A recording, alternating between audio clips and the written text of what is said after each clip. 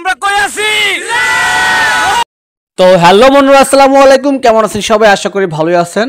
Blog by শান্ত নতুন আরও একটি ব্লগ ভিডিওতে আপনাদেরকে স্বাগতম। চলে আসছি নতুন আরও একটি ব্লগ ভিডিও নিয়ে। আজকে আমরা যাচ্ছি সিলেট সাদা পাথর।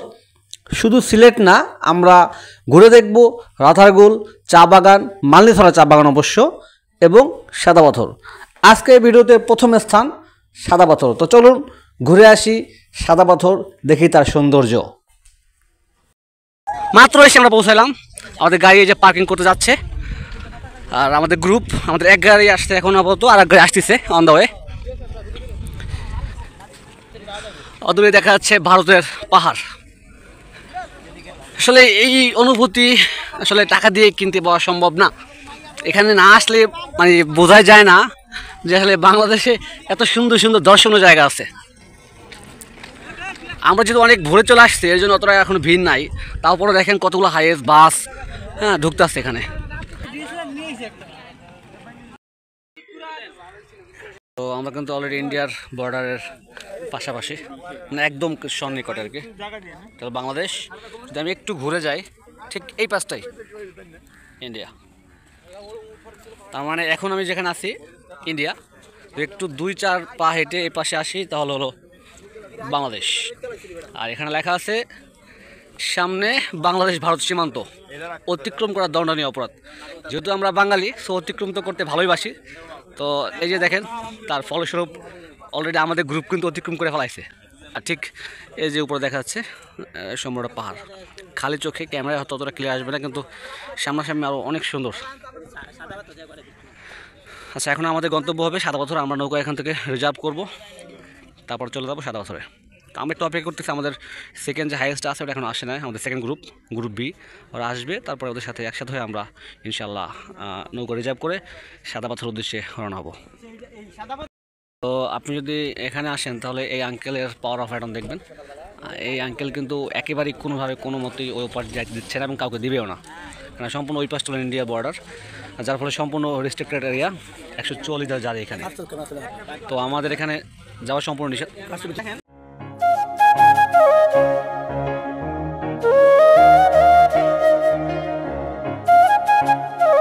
কাকায় লাঠি নিয়ে ঘুরতে আছে, মানে সুযোগ পালি পিটান দিব।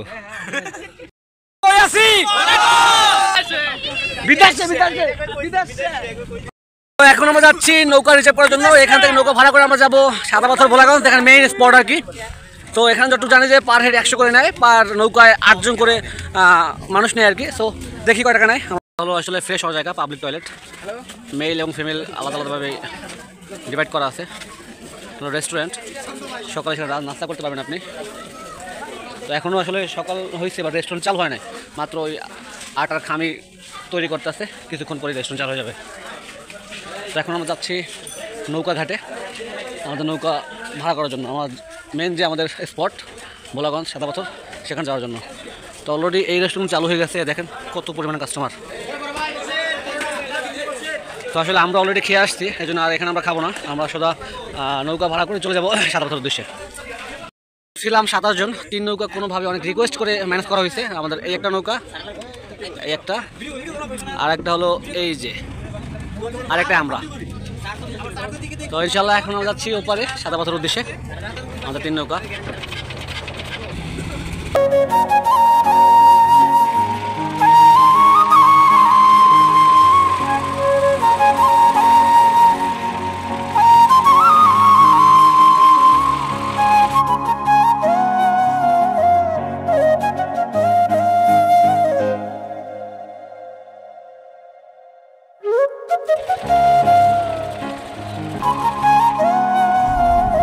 তো আমরা নৌকা নিয়ে অলরেডি সাদা পাথর চলে আসছি, যাচ্ছি আমাদের মেন স্পট আর কি। তো এই পাশটা কিন্তু সম্পূর্ণ পাহাড়, এই যে পাহাড় কিন্তু এগুলো সম্পূর্ণ। তো এটা হলো ভারতের চেরাপুঞ্জি পাহাড়, মনে হচ্ছে যে 200 তলা বিল্ডিংয়ের সমপরিমাণ আর কি, এত উঁচু পাহাড়। এ পাশটা আছে অনেক বাতাস।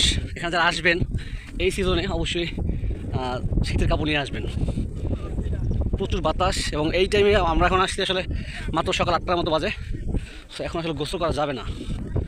আর যারা গোসলের প্রিপারেশন নিয়ে আসবেন তারা অবশ্য এখান থেকে ওপার থেকে আপনি 11টার দিকে নৌকা ভাড়া করবেন, যাতে একটা দিকে এখানে বসতে পারেন, একটার মধ্যে আপনি এখান থেকে ব্যাক করতে পারেন এবং তার মধ্যে আপনি গোসল সেরে নেবেন। কারণ তা না হলে এত ভোরে এই শীতের সিজনে এখানে গোসল করা খুবই টাফ, মানে এত পরিমাণে বাতাস ধারণার বাইরে, আর ঠান্ডা বাতাস। তা আমরা হাঁটি পাপা করে সাদা পাথর দিকে হেঁটে যাচ্ছি, আর মনে হচ্ছে বাতাসে আমাদেরকে ঠেলে পিছনে যাচ্ছে। এই যে সবটা পাহাড়, এগুলো হলো ভারতের চেরাপুঞ্জি পাহাড়। আসলে এই পাহাড় থেকেই পাথরগুলো নেমে আসে বাংলাদেশের এই ভোলাগঞ্জে। তো সকাল সকাল হলে কি হবে, শুধু আমরা না, আমাদের মতো অনেকেই আছে, অনেক ভোরে চলে আসছে এখানে, অনেক উৎসুক জনতা যারা না জেনে আসছে। আসলে আমরা অতটা বুঝতে পারি না যে এত সকালে এত বাতাস থাকবে কিংবা এত ঠান্ডা লাগবে, তাহলে আমরা অবশ্যই গরমের কাপড় নিয়ে আসতাম, শীতের কাপড় নিয়ে আসতাম। দেখে ভুল হয়ে গেছে, বাট যারা আসবেন এই মোমেন্টে, এই সিজনে বা এই মান্থে, সো অবশ্যই তারা শীতের কাপড় নিয়ে আসবেন, ডেফিনেটলি নিয়ে আসবেন। আর যদি আপনি গোসল করতে চান সেক্ষেত্রে অবশ্যই আপনাকে এখানে 1টা বা 2টা দিকে থাকতে হবে ভোলাগঞ্জ সাদা পাথরে, তা না হলে আপনার গোসল সম্ভব হবে না। এত ঠান্ডা পানি এবং এত পরিমাণে ঠান্ডা বাতাস বইতেছে যে আপনি জ্বরে পড়ে যাবেন শিওর থাকেন এখানে গোসল করলে এই টাইমে। আসলে এই সুন্দর কোনো শেষ নাই, এই সৌন্দর্যের কোনো শেষ নেই, মানে স্বচক্ষে না দেখতে পারলে বিশ্বাস করা যায় না যে এত সুন্দর জায়গা বাংলাদেশে হতে পারে। মানে এরকম জায়গাতে বাংলাদেশে আসছে, আসলে স্থানে এসে না দেখলে বোঝা সম্ভব না। তো আলহামদুলিল্লাহ যে আমাদের কপালে আলাদা লিখছিল যে আজকের দিনে আমরা এখানে আসবো, তো সেই উপলক্ষে আমরা আসছি। আল্লাহর অশেষ রহমতে চলে আসতে পারি, সুস্থ সবল অবস্থায় আসতে পারবো এখন পর্যন্ত। তো আমরা এখানে যত পাহাড় দেখতেছেন সব কিন্তু আসলে ইন্ডিয়ার ভিতর সাইডে। ওপরে যে মসজিদটা দেখা যাচ্ছে, এই যে মসজিদ, এটা কিন্তু বাংলাদেশের মধ্যে, এই যে মসজিদটা এটা বাংলাদেশের মধ্যে। যত পাহাড় সব কিন্তু চেরাপুঞ্জি পাহাড়, ভারতের পাহাড়।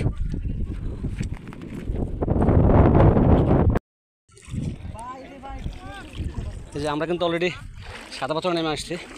অ্যাকচুয়ালি এখানে কিন্তু খুব কেয়ারফুলভাবে পা ফেলতে হবে প্রত্যেকটা স্টেপ, প্রত্যেকটা পাথর এতটা পিছলা যে কোনো সময় যে কোনো দুর্ঘটনা ঘটতে পারে।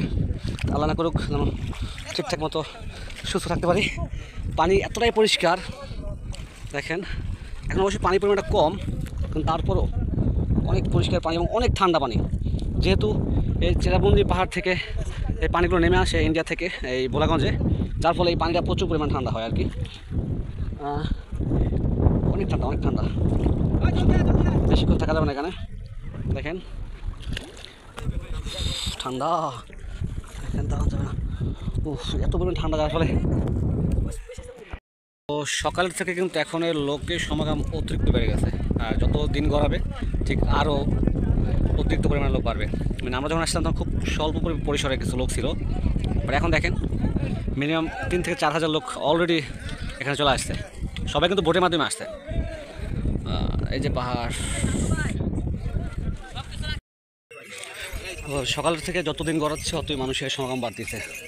আমরা ফার্স্ট টাইম যখন আসছিলাম তখন অনেক পরিমাণে লোক কম ছিল, কিন্তু এখন দেখেন প্রত্যেক গ্রুপ ওয়াইজ আসতেছে, প্রত্যেকে সেট গেঞ্জি, মানে গেঞ্জি সেট আপনি আসতেছে। তো গ্রুপে যেহেতু প্রত্যেকে গ্রুপ ওয়াইজ গেঞ্জি নিয়ে আসে। আর আমরা এখন যাচ্ছি, আমাদের টাইম শেষ, ঘোরার টাইম শেষ, আমরা এখন যাব রাতারগুল। তো এরা যাচ্ছে বা সাদা পাথর দিকে, আর আমরা সাদা পাথর থেকে রাতারগুল দিকে যাচ্ছি আর কি। এখন হচ্ছে আমাদের সেই কাঙ্ক্ষিত পাইলট নৌকা মাঝির কাছে।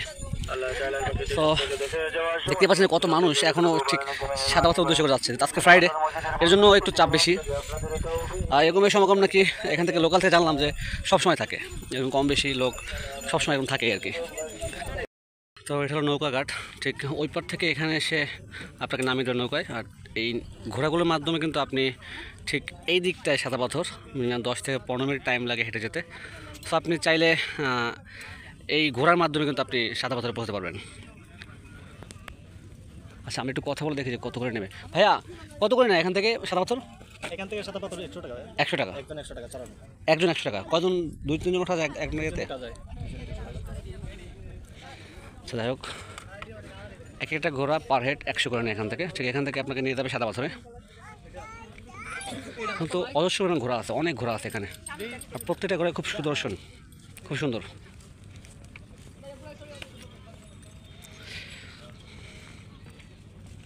আর এখন আমরা যাচ্ছি ঠিক আমাদের নৌকার ঘাটের দিকে, যেখানে আমাদেরকে নৌকায় নামাই দিয়েছিল। আমরা সাদা পাথর ঘুরে আসলাম, নৌকাতে মাত্র নামলাম। আমাদের বাদবাকি নৌকা একটা এখনও মাঝখানে আসছে, আর একটা এবার চলে আসছে অলরেডি।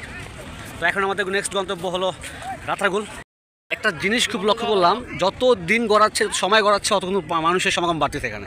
সকালে যখন আসছি খুব কম মানুষ ছিল, এপার ওপার দুই পারেই প্রচুর মানুষ এখন, মানে বোঝা যাচ্ছে যে এই জায়গাটা কতটা পপুলার প্রত্যেকটা মানুষের কাছে, বাংলাদেশের মানুষদের কাছে। তো এখানে একটা জিনিস সবথেকে বেশি লক্ষ্য করা সেটা গ্রুপ মানে ওয়াইজ আসা আর কি, প্রত্যেকেই গ্রুপ মেনটেন করে আসে, যার ফলে এখানে নৌকা ভাড়াটা নেওয়া খুব ইজি হয়ে যায়। ভাইরা মানে গামছা পার্টি, ভাই গামছা পার্টি, ভাই ভাইরা গামছা পার্টি। তো এই ছিল ব্লগারদের প্রথম ভিডিও, যেটা আমরা সাদা পাথর ঘুরে আসলাম, সাদা পাথরের সকল সৌন্দর্য আপনাকে দেখালাম। আমাদের পরবর্তী স্থান হলো রাতারগুল, আর সেই ভিডিও খুব দ্রুত ইনশাল্লাহ এই চ্যানেলে আপলোড হয়ে যাবে। যারা আমার ভিডিও পছন্দ করে থাকেন এবং যারা নতুন দেখতেছেন তারা অবশ্যই আমার চ্যানেলটি সাবস্ক্রাইব করে রাখবেন এবং পরবর্তী ভিডিও পাওয়ার জন্য বেল বাটনটি অন করে রাখবেন। ধন্যবাদ।